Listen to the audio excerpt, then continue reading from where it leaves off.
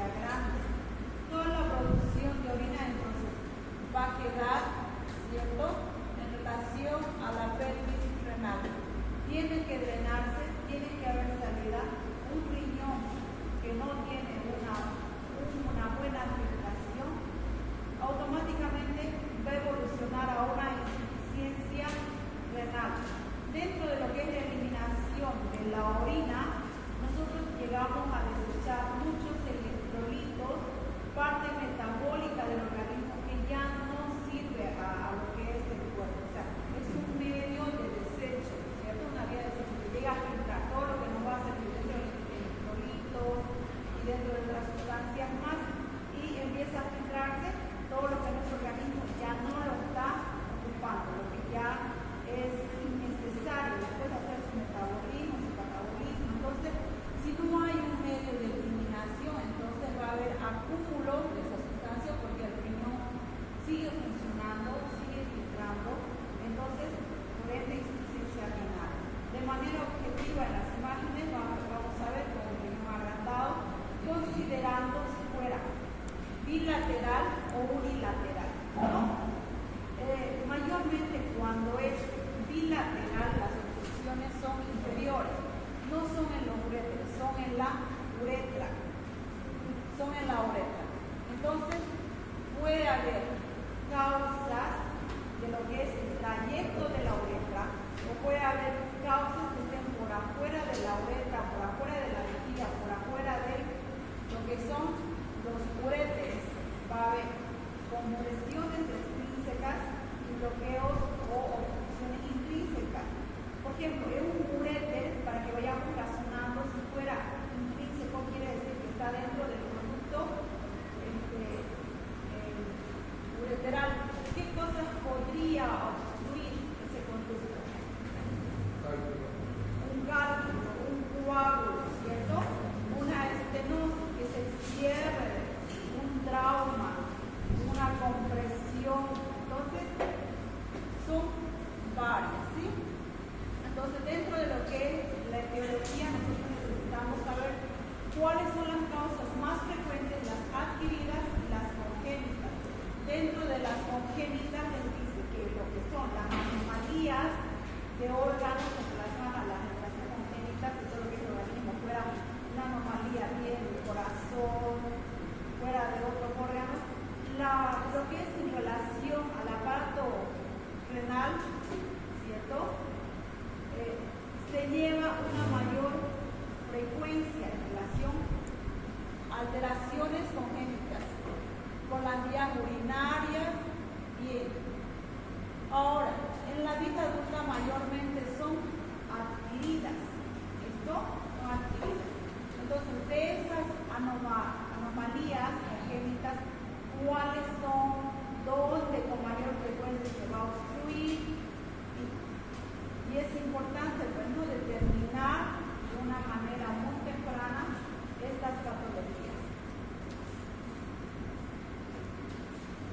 Entonces, a modo de recordar, un riñoncito hermoso, ustedes saben que lo que es la nefrología es amplia, va relacionado a lo que son en el sistema el cretor, uroincretor, y ahí vienen las uropatías. El riñoncito como tal, ¿no?, con una medida de 12 por 6 y 3 de grosor, ubicado a ambos laterales de las fosas renales, ¿no? Bilateral,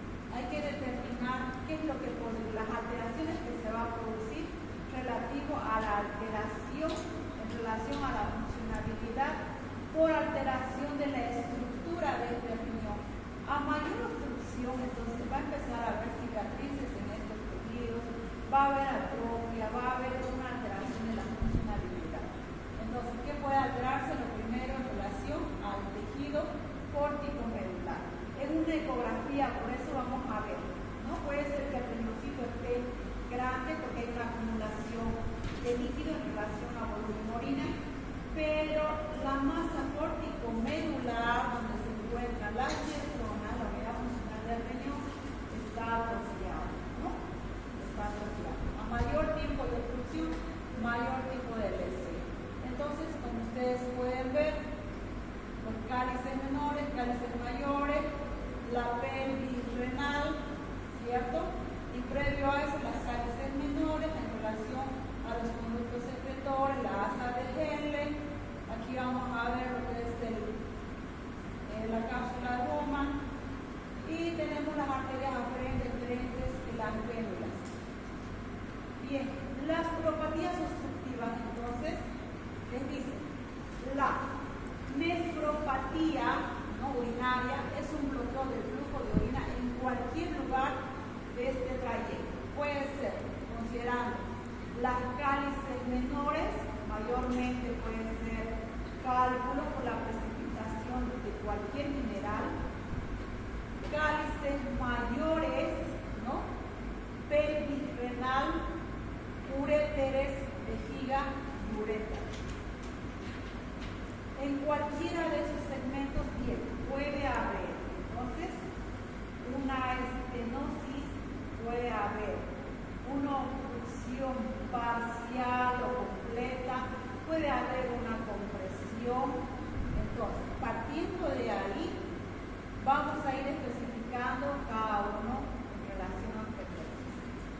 Etiología. En las anomalías anatómicas, entonces, mayormente hay lesiones en la unión que dice ureterovesical, donde está desembocando, ¿cierto?, el uréter hacia la vejiga. En los adultos jóvenes, mayormente cálculos vesicales, cálculos renales.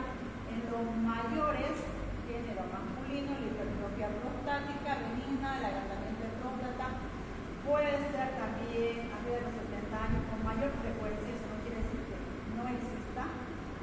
El cáncer de vejiga, ¿no?, de colon, de uretra. Si fuera un cáncer, por ejemplo, de colon, ¿por qué tiene que afectar, ¿no?, pese a que no haya infiltración a la vejiga? ¿Por qué tendría que afectar en relación a alterar la función renal? Por compresión, por la proximidad que llegan a tener esos órganos. En un varón, ¿no?, en el orden que viene de adelante para atrás, o sea, si estuviera aquí el paciente mirando al frente, bien, varón, ¿no?, vejiga, recto. Si hay una masa tumoral rectal, comprime la vejiga. Entonces, está produciendo, fíjense, una obstrucción extrínseca, ¿no?, por compresión. No está dejando que la orina pueda, ¿cierto?, eliminarse. En muchos casos es toda la vejiga que hace compresión, aparte que produce perforaciones. De cualquier manera, llega a evolucionar a un stop de los uréteres, haciendo que la orina, que la filtración, la tasa de filtración molecular, se retenga en lo que son los riñoncitos, y estos riñoncitos van a ir creciendo hasta llegar a un fracaso renal. Mujeres, litiasis, embarazos, tumores. La mujer, por ejemplo, ya en los últimos meses de embarazo, en el último trimestre, séptimo, octavo, y empieza con mayor colagiuria, ¿no?, mayor cantidad de veces de deseo de orinar, de orín, por la compresión, puede llegar a ser una insuficiencia renal, porque el producto, ¿no?, o sea, el embarazo, el producto, a veces llega a comprimir lo que es la pared posterior, ¿no?, de la cavidad abdominal. Entonces ahí está, dentro de los órganos retroperitoneales, están los uréteres, está el riñón, ¿sí? Ya tenemos. Lo más frecuente en los varones, entonces, está la hipertrofia prostática. Fíjense la evolución, ¿no? Las dilataciones de la pelvis renal, el adelgazamiento de lo que es el tejido córtico-medular. En pacientes que tienen una obstrucción ya no quirúrgica,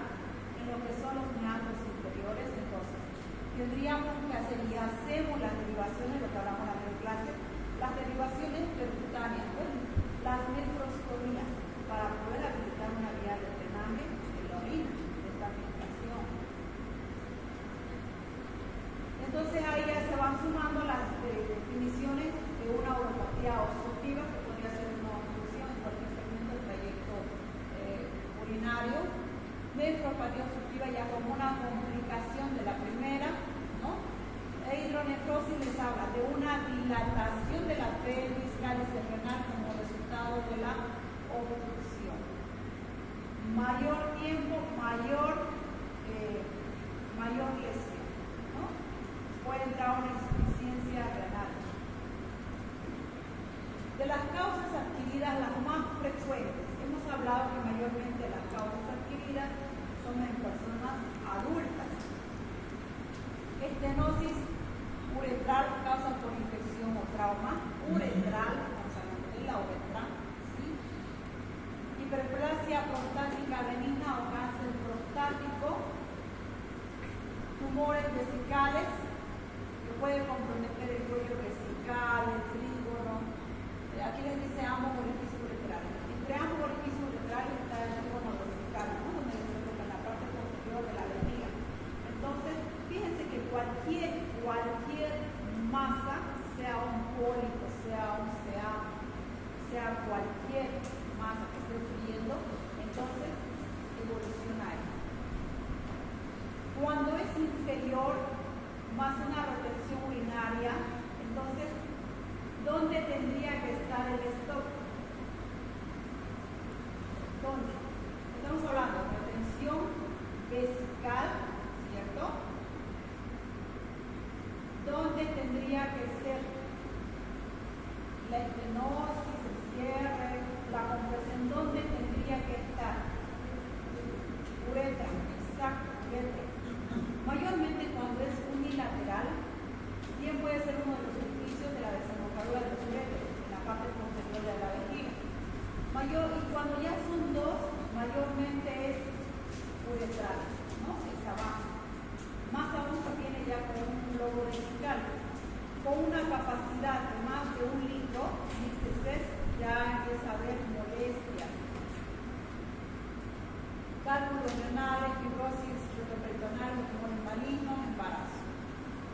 Ahora las congénitas las vamos a investigar y hemos hablado que en relación a la alteración del meandro externo, en las niñas les habla de uterocele, ¿no? Aquí también por acá les habla de lo que es el descenso, la falta de descenso de los testículos, el uterocele. La unión, alteración de la unión uterovesical y la uteropélvica. Ahora, dentro de las otras causas, como congénitas, está espina bífida, por la lesión, les dice, de las raíces sacras 3 y 4. O sea, induce a lo que es una vejiga neurogénica, o sea, no hay una estimulación, no orina. Entonces, por ende, tiene orina, son pacientes que tienen que ir forzosamente a utilizar sondas vesicales o tallas vesicales. O sea, la retención de orina funciona como un medio de obstrucción. Por eso, pero pacientes que no tienen, ¿no? Claro que tienen menos frecuencia, que no tienen tumor, que no tienen estenosis y está con la costumbre de orinar solo a veces en la casa, viene en la mañana y vuelve a orinar en la tarde cuando vuelve a casa. Y esa retención urinaria, entonces, es como una obstrucción a los ureteros. Empieza a haber reflujos ureterales, ureterovesicales. Ahí está otra vez.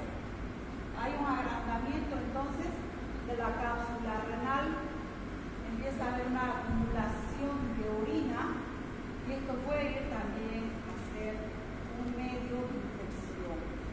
Empieza a haber un uréter con deformidad, con dilatación. ¿Y por qué duele? Porque la orina en realidad no sale por gravedad. No es que me eche y se retiene la orina, me paro y va a salir la orina, no. Esa no es la forma como funciona la eliminación de la orina. Nosotros tenemos la inervación de los uréteres, la vejiga, hay músculo, y lo que hace es un peristaltismo, ¿cierto? Tanto también como de la masa del músculo defusor de la vejiga. Es un medio que estimula, ¿cierto?, este músculo para que pueda eliminarse la orina. Por eso no funciona por gravedad, no es que lo vamos a parar al paciente y va a orinar, digamos, no funciona, es como una botella que se para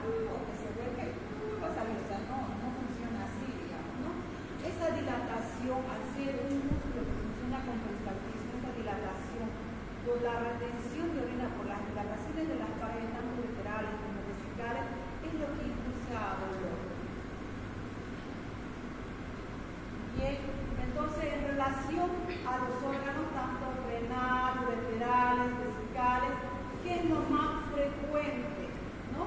En relación, por ejemplo, al riñoncito, vamos a hablar de qué? Riñón poliquístico, ¿sí?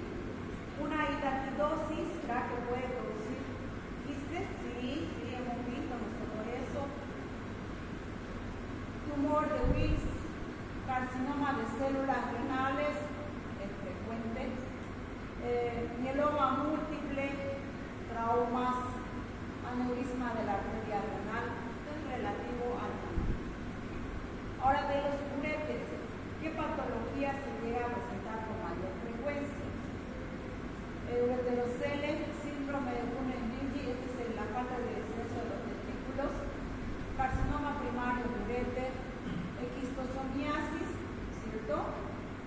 Hemos hablado en la segunda clase de la esquistosomiasis, abscesos, trauma, urinoma, radioterapias.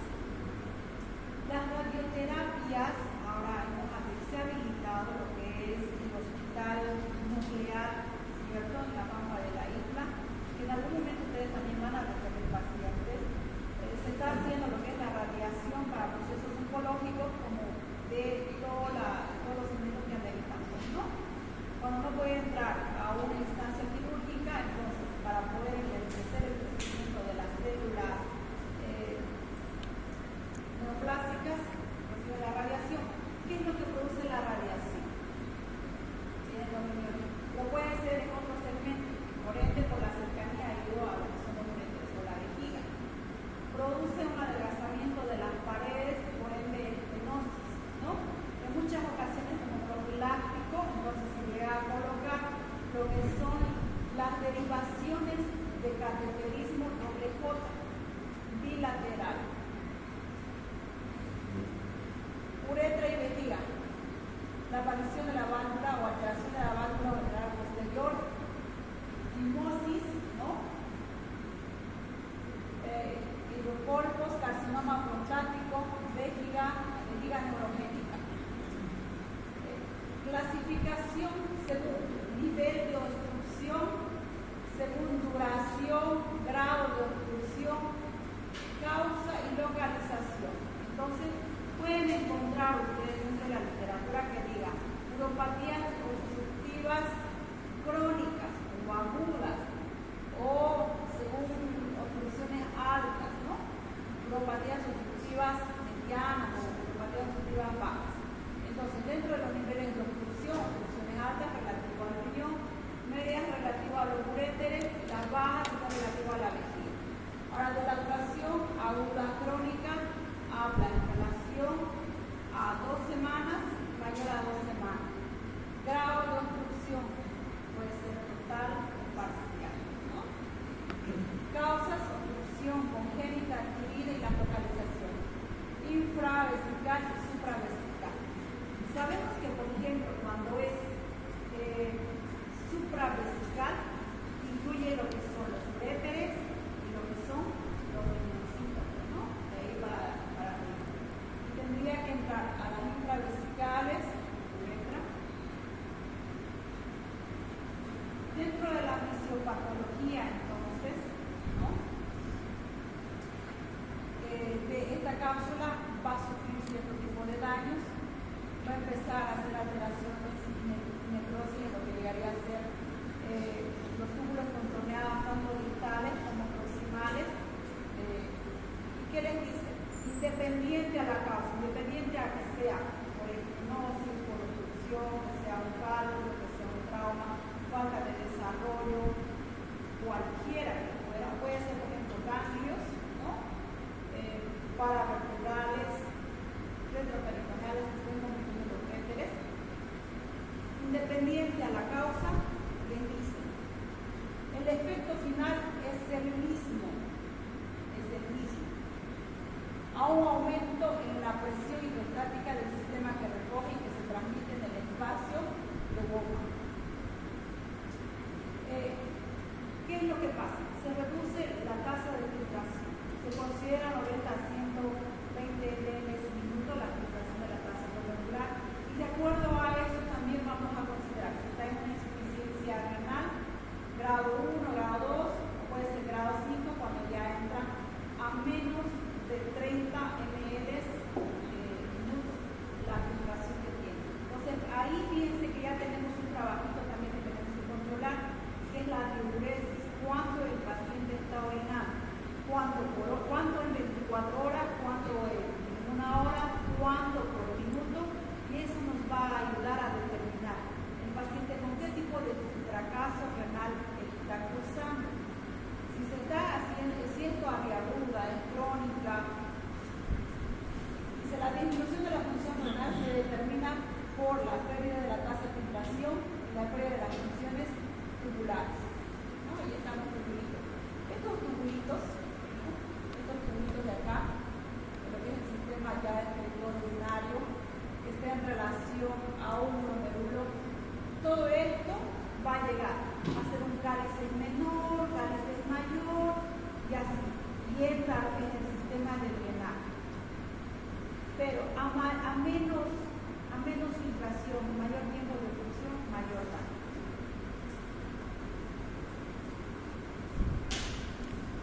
Si la obstrucción es unilateral, entonces le dice dilatación por encima y provoca una destrucción del riñón.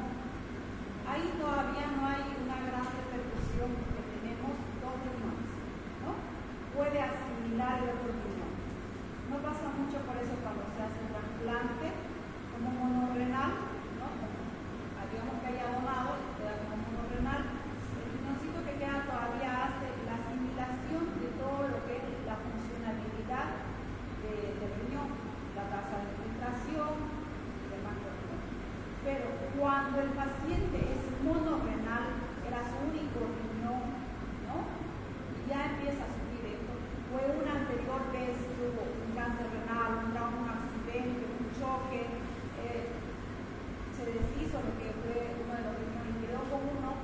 Entonces, ese paciente monorrenal realmente tiene una gran repercusión. Se considera una emergencia ese tipo de paciente, porque no hay otro sistema de poder filtrar, no hay otro sistema de hacer la función del riñón, ¿no? Tenemos que cuidar. Entonces, cuando son monorrenales, es importante, si el paciente está descompensado, retener al paciente para hacer balance de líquidos, ¿no? Que tenga buena hidratación, que se quite todos los factores de riesgo, ¿cierto? Una diabetes descompensada, una presión arterial no controlada, probablemente esté cursando con una función, ver cómo lo vamos a resolver eso. La orina no viene, ahí está, por gravedad, viene por peristalsis. La función puede ser interna o externa. Interna, coágulos, cálculos, ¿cierto? En cambio, una externa puede ser compresiones, ¿cierto?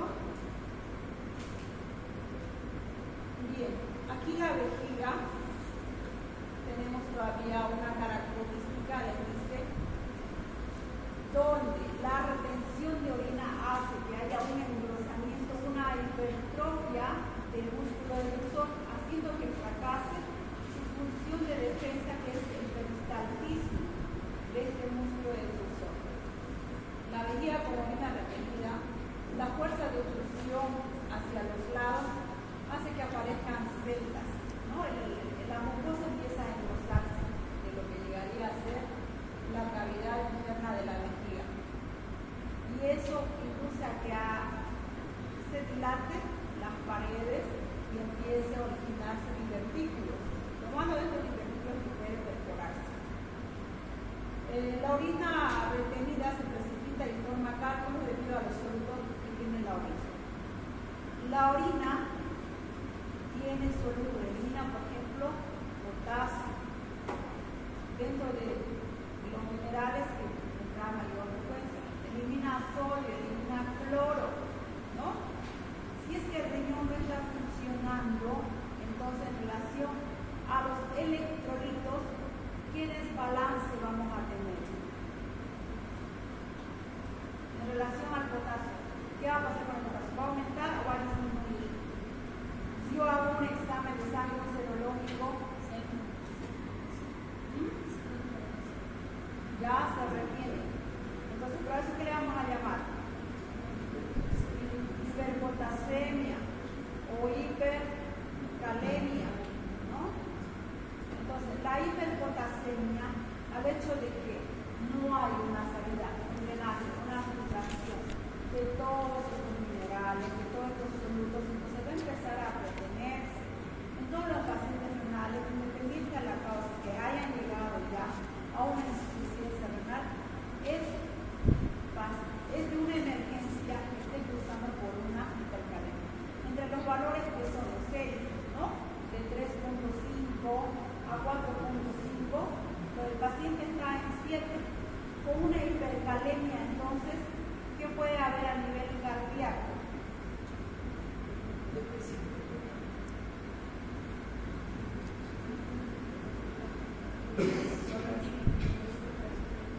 A mayor potasio, porque hay canales, ¿cierto? Canales de sodio y potasio, lo que son mayor contracción del músculo cardíaco, va a inducirse a una taquicardia. A mayor contracción y mayor contracción puede haber entonces un agotamiento de este músculo cardíaco y por ende entrar a una muerte súbita. Fíjense que es todo un ciclo de integración de alteraciones que va impulsando. Los azuados de la degradación de la proteína que no elimina el riñón a nivel central, entonces va a producir un deterioro de lo que es el encéfalo. Va a entrar entonces a una encefalopatía urémica, ¿no? El paciente bien está desorientado y allá hay grado 1, grado 1, grado 2, grado 3, grado 4. En encefalopatía grado 1 está desorientado, grado 2, somnoliento, grado 3. Fíjense, eso vamos a llevar en lo que es insuficiencias renales, pero fíjense que hay una alteración metabólica por una obstrucción. Por eso es importante resolver estas situaciones.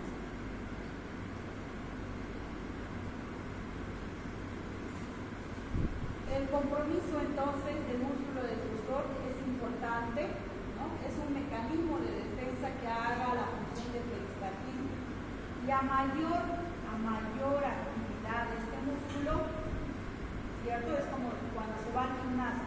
A mayor actividad de una masa muscular, ¿qué va a haber?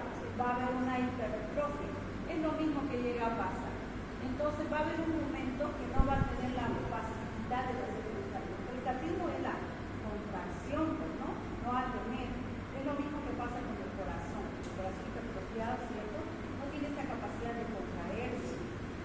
Lo mismo con la vejiga. Entonces puede ser un medio de retención.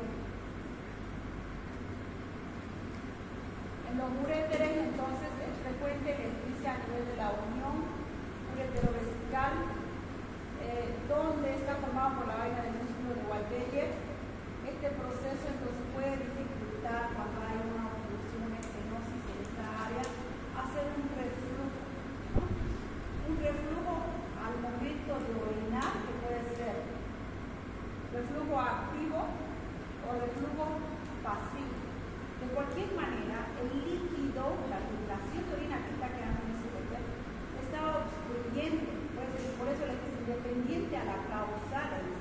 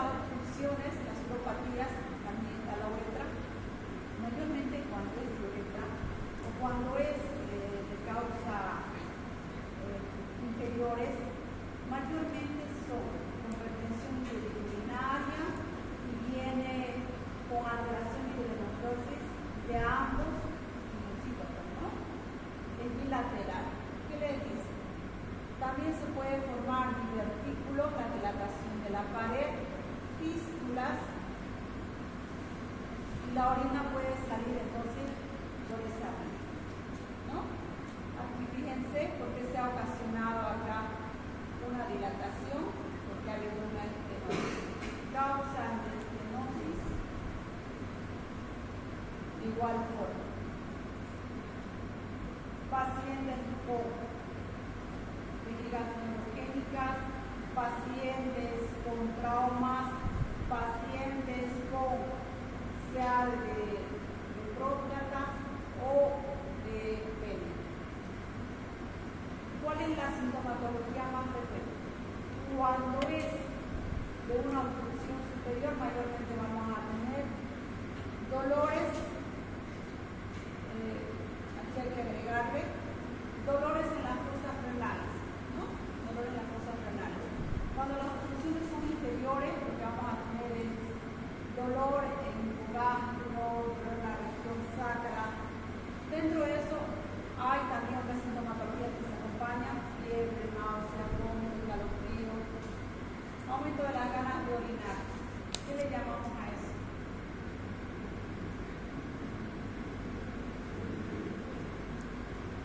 Puede ser tenesmo. Ya. Disminución de la cantidad de orina expulsada. Si es por debajo de 300 a 400 ml, entonces estamos hablando de una oligoanuria, ¿no? Nada, cero de orina, anuria. Y algunos casos de sangre en orina, entonces hablamos de hematuria, ¿sí? Al examen, entonces, hay que relacionar la causa con la localización de la obstrucción. Puede estar ausente, por lo que causa puede haber para determinar la causa. Bueno, esto es importante. Está relacionado con la causa, con la localización de las obstrucciones. Si ha tenido, ¿no?, una fibrosis, entonces, ¿cuál será, primero, la medida de acción que debemos tomar? ¿Qué es lo que vamos a realizar? ¿Dónde está la obstrucción? En el pene, en la uretra, sobre todo en la uretra anterior. Obstrucciones bajas, obstrucciones altas. Las obstrucciones bajas, entonces, es importante hacer un examen abdominal. Es necesario palpar los vejigas gástricos para considerar si hay un lóbulo vesical. Mayormente se percibe, después de 2000 cc, se percibe una masa bastante dilatada, de una forma roma. Cuando todavía no está con mucha dilatación, no es dolorosa. Cuando ya hay una dilatación con un contenido arriba de 3, 4 litros, que puede haber semanas que no orine, y lo consideramos, nos llega y es frecuente que va a pasar como un tumor vesical. En realidad son retenciones urinarias, ¿no?, ya de varios días. El globo vesical, entonces, es necesario reconocer. Todo paciente con fracaso renal, si no alimentarse, se debe sentar. Examen de próstata, ¿sí? Hay mucho pudor, a diferencia de la mujer, todavía hay mucho pudor en el hombre para la revisión. Vuelvo a recalcar, la comunicación médico-paciente tiene que ser entonces de mucha confianza, no de llevarlo a la casa, obviamente, sino que se tiene que crear una confianza, ¿no?, y de respeto. Y ahí está importante hablar con propiedad, conocer con propiedad los elementos urinarios y formular las preguntas, ¿no? En las obstrucciones altas, el dolor, entonces, dolor en el ángulo costovertebral por la posición anatómica de los linfocitos, globo vesical en casos avanzados. ¿Qué es lo que vamos a pedir como exámenes complementarios? Como exámenes complementarios, entonces, es importante y nos ayudan mucho para poder determinar causas infecciosas o alteraciones que esté cursando, ¿no? El hemograma es principal entre los exámenes de rutina básico, hemograma, química sanguínea, para eso vamos a pedirle creatinina, está por acá, hipercalemia, para considerar una hipercalemia es necesario entonces los electrolitos, ¿no? En el hemograma, entonces, considerando que es un proceso inflamatorio infeccioso, les digo, serie blanca, ¿no? Los glóbulos blancos van a estar aumentados, ¿no? Y dentro de eso entonces hay mayor prevalencia por los segmentados. Incremento de las células, incremento de la línea celular blanca.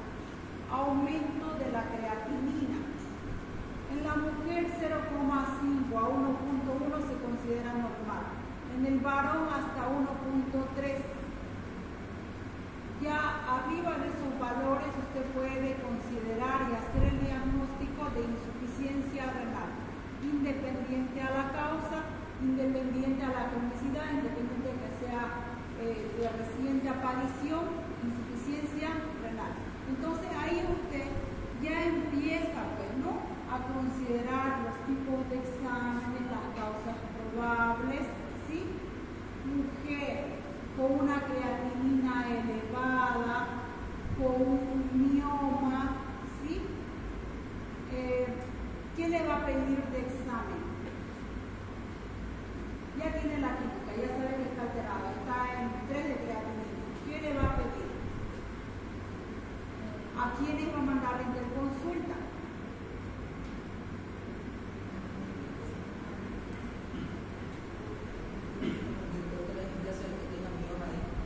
Ajá. Ya, al ginecólogo, exacto, perfecto. Pese a que fíjense que esté haciendo, que se esté comportando como una causa obstructiva, el mioma es un tumor benigno, entonces la ginecóloga sí o sí lo tiene que ver. Y en relación a la creatina, hasta ahí es una insuficiencia renal congrenal. Todas estas obstructivas van a llegar a producir una insuficiencia renal congrenal de la clasificación de los 3 tipos de insuficiencia renal, sea pre-renal, renal o congrenal. Todas estas le van a insuficiencia congrenal. Una vez analizado o retirada la causa de obstrucción, dependiendo el tiempo que haya estado obstruyendo, entonces vamos a considerar el daño renal real que haya producido. Probablemente haya estado poco tiempo haciendo un riñoncito que estuvo con bastante dolor renal, por un cálculo renal, llegó a descender en las 24 horas, no habló mucho tiempo de obstrucción, pero dentro de las primeras horas tuvo una elevación de creatinina, estuvo haciendo una insuficiencia renal, pero a las 24 horas, cuando se canalizó, con la misma hidratación, con el volumen de presión hidrostática, se eliminó. Entonces, hace mucho el tiempo. La hipercalemia, ¿no? Nosotros dentro de lo que es el metabolismo, la homeostasis, hacemos un equilibrio de electrolito y de otros solutos que va a empezar a eliminar el riñón. Con la hipercalemia entonces va a haber fracaso de los túbulos contorneados y dentales donde se reabsorbe, ¿no? Tanto sodio como potasio, entonces no va a haber eliminación, no se elimina. Se toma examen de sangre, entonces los valores están elevados. Es importante entonces hacer medidas de depresión de este electrolito, ¿no? Mientras canaliza, no le vamos a dejar con el potasio elevado. Más aún si hay repercusión ya hemodinámica, repercusión cardíaca. Todo paciente con hipercalemia amerita un electrocardiograma. Mientras entonces vamos a tener que buscar medicamentos que ayuden a la depresión. Y sobre todo ahí funcionan los que tienen efectos adversos. No solo son los efectos de inicio directo. Por ejemplo, la furosemida, ¿no?, que es un diurético de asa, tiene la función, ¿cierto?, de estimular la tasa de filtración. Pero su efecto adverso, ¿qué es? Es la depresión de potasio. Por eso es importante en pacientes que tienen bastante bien cambiada renal hacer la medición de electrolitos. Entonces vamos a aprovechar que hace depresión de potasio y le vamos a poner furosemida, le vamos a poner insulina porque hace depresión de potasio, le vamos a colocar gluconato de calcio porque hace depresión de potasio, salbutamol, corticoides. Fíjense que hay una gama de varias cosas, ¿no? No solo nos quedamos con el efecto activo de la medicación. En ciertas ocasiones los efectos adversos también nos ayudan a controlar manipular cierto tipo de medidas que han sido alteradas.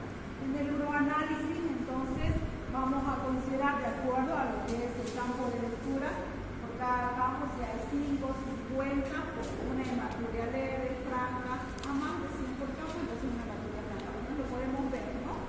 Cuando son pocos glóbulos rojos, mayormente se da cuando hay una microlesión en el trayecto, se puede confundir con una coluria, ¿no? Cuando el paciente está demasiado deshidratado. Usted ve ambas y parecen similares. Entonces, al laboratorio. Si no tiene laboratorio, a ojímetro. Hay que ver las causas. Paciente, mucosa deshidratada, vomitó, corrió, no tuvo sintomatología urinaria, hidratación. Ya tiene sintomatología urinaria, más aún si tuvo antecedentes, entonces ya no vamos a ir a otra cosa, ¿no? En un hemograma, aparte de lo que es alteración de las células de la línea blanca, los linfocitos, puede también haber alteración de la hemoglobina. En este caso, ¿por qué? ¿Por qué induce a una anemia sin pérdida sanguínea? Porque nosotros en el riñón tenemos lo que es la hormona de eritropoyetina, que estimula a la médula ósea para que haya producción de glóbulos rojos. Si hay un fracaso, ¿cierto? Independiente de esta causa, en esta ocasión estamos viendo la causa obstructiva, entonces también va a haber descenso de la hemoglobina. Paciente con insuficiencia renal, independiente de la causa, en este caso la obstructiva, puede tener una anemia moderada severa. ¿Ya? Exámenes que nos van a ayudar entonces a poder determinar causa posible. ¿Ya? Ultrasonido, las ecografías, es importante siempre hasta conocer cómo es su laboratorio, hacer las especificaciones de qué es lo que usted quiere ver. Puede colocar ecografía abdominal con foco renovesicoprostática. O si solo quiere, por ejemplo, la vejiga y la próstata, porque lo demás ya se estudió, entonces, o no le dieron los ecografistas, o si considera que es la causa una hipertrofia prostática, la causa que estamos viendo, entonces especifica ecografía prostática, ¿no? O vesical, o medición de ureter, cosa que no hacemos mucho. Directamente vemos que se lanza con una ecografía abdominal. Es necesario puntualizar al ecografista, qué es lo que usted quiere ver, las mediciones, ¿no? Y preparar al paciente para ese examen. Todas las distensiones de asas, entonces pueden perjudicar a la transmisión de imagen. El medio de transmisión de una ecografía es el líquido. Entonces, si un paciente está con asas intestinales distendidas, no le va a llegar de mucho. Lo único que le va a reportar es las mediciones y no se logra observar tales estructuras, algunos le colocan por mala preparación, algunos asas intestinales distendidas. Pielonefritis, pielografía intravenosa, cistografía adicional, las tomografías de las vías ureterales, resonancias magnéticas, pruebas de urohemodinámicas y otras. En relación, por ejemplo, a una pilografía, cistografía y urotomografías, todas son con contraste. ¿Ya? Tiene que ser de mucha necesidad para que usted tenga que utilizar contraste. El contraste le ayuda a determinar dónde es el stock, dónde es el estenosis, la forma, ¿cierto?, de cómo está la obstrucción y en especial a una tomografía con contraste de resonancia magnética, todo lo que son masas tumorales malignas tiene la prevalencia de ser tejidos revascularizados. Entonces va a haber mucho más captación de contraste. Pruebas urodinámicas.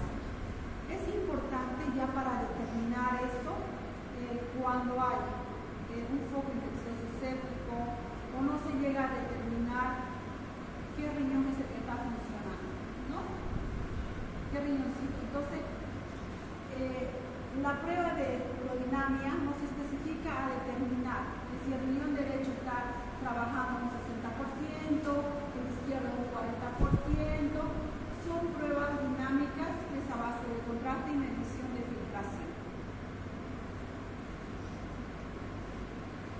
Tratamiento, solucionar la obstrucción. Considerar, determinar cuál es la obstrucción, ¿sí? Pueda que simplemente sea la estenosis, ¿no? No sea el cáncer de pene con una destrucción. Entonces probablemente solo sea colocar una sonda vesical, sea la obstrucción por una retención urinaria, o por alteración de lo que es el nervio externo, o probablemente sea por una infiltración de los uréteres o la vejiga por la masa tumoral. Es importante determinar. O sean ganglios, ¿no? Retroperitoneales, el perineo es un órgano retroperitoneal, probablemente son los que estén comprimiendo, entonces probablemente tengan que hacerse un vaciamiento ganglionar.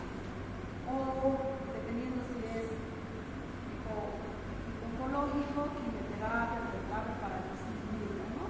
Para achicar esos ganglios. Erradicar la infección también puede llevar a cierto tipo de estenosis por proceso inflamatorio. Ahí hemos hablado la anterior vez de las infecciones específicas, ¿no? Y de las más frecuentes en relación a los remedios. Cultivar, iniciar antibiótico. Si la obstrucción es debida a los cálculos, se los debe retirar dependiendo el tamaño, por si acaso, ¿ya? Dependiendo del tamaño posible. Hay algunos que son pequeños que necesitan simplemente una hidratación a presión, volumen de hidratación. Si la obstrucción se debe a la próstata, se la debe tratar, ¿no? ¿Qué tipo es? ¿Es una hipertrofia prostática por causa infecciosa? ¿Qué tipo de infección? ¿Es viral? ¿Es bacteriana? ¿O es no inflamatoria? ¿Por estrés? ¿Qué tipo de inflamación es? ¿Qué tipo de proceso se está causando? Y está cerrando lo que es la uretra, en este caso, media o posterior. ¿Qué vale el segmento de la uretra que pasa por la próstata? ¿Qué segmento de la uretra pasa por la próstata?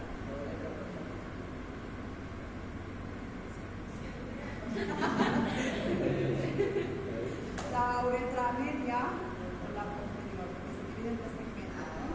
Ah, ya, ok. Bien. Entonces, hay que considerar cuál es la causa, ¿ya? Indicaciones de manejo de emergencia. Obstrucción bilateral,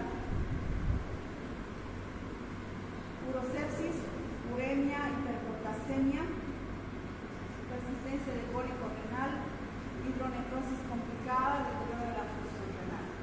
Antes de que existiera esta medida de lo que es la diálisis, tanto las peritoneales como las hemodiálisis, el que se presente una uremia, ¿no? O una encefalopatía, la encefalopatía urémica, se consideraba como algo bueno en el paciente oncológico, porque era como entrar a una muerte, ¿no? Silenciosa. Entonces era una forma de despedirse del paciente con una muerte silenciosa. En ese entonces, estoy hablando de hace unos 25 años, no hace mucho tampoco, no había tanta medida, ¿no? De sustitución renal paliativa, entonces se consideraba como que algo bueno que venga para el paciente para calmar sus dolencias de dolor, ¿no? de todas las alteraciones funcionales. Ahora, hasta el estadio 3 o 2, todavía se les puede ofrecer lo que es la diálisis, el reemplazo renal. Persistencia crónica, entonces ya es un manejo obviamente hospitalario, ¿no? Tratamiento, lo que abren los canales de calcio que pueden facilitar al paso de la piedra, ayuda en lo que es el estantismo. Aumento de la ingesta de agua para evitar que se desarrollen piedras. Es importante la hidratación. Dentro de lo que se calcula que son 1000 a 2000 cc al día, si ustedes suman, no estamos consumiendo menos líquidos, las personas están cada vez deshidratadas. Un paciente con mayor volumen de líquido, ¿no? Entonces puede entrar a somnolencia, deterioro, a una hipocondremia. Es bastante delicado, es importante la hidratación y empieza a la orina está mucho más concentrada. A ver, si ustedes tienen un recipiente, ahí juega lo que son las osmolaridades, un recipiente de 4 litros y una de 1 litro, y ambas tienen una cuchara de sal, ¿cuál tiene mayor concentración? La que tiene 1 litro o la que tiene 4 litros. ¿Perdón? La que tiene 1 litro. Esa tiene mayor osmolaridad de, en este caso, de sodio, ¿cierto? Entonces es similar, hace mayor precipitación de minerales y los minerales empiezan a dividirse unos con otros, ¿no?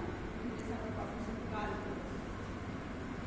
Cateterización y combinación de medicamentos para hipertrofia prostática benigna, inmunosupresión, en el caso de fibrosis retroperitoneal, la inmunosupresión es para pacientes también con problemas oncológicos, tratamiento quirúrgico, que incluye en el caso de estenosis. ¿Ya? Pronóstico, entonces, de acuerdo al tiempo que haya estado obstruido.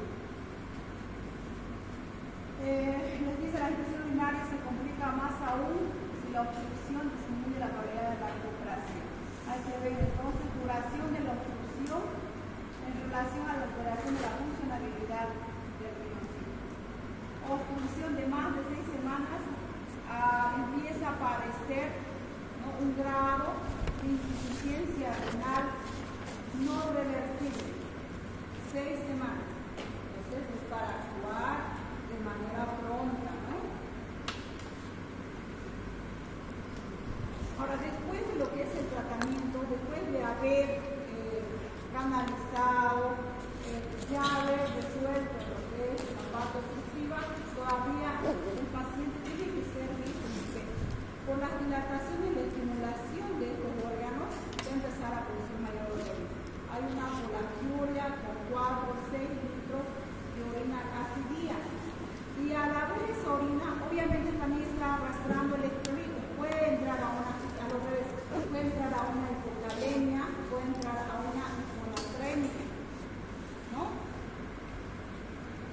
Bien, el tratamiento de la diuresis post-obstrucción consiste entonces en una adecuada reposición de líquidos con soluciones salinas de 0,45 a una tasa ligeramente inferior a la salida del orina. Reemplazo electrolítico. Es importante entonces el cuidado, el control de lo que es la química sanguínea relativo a lo que es los electrolitos.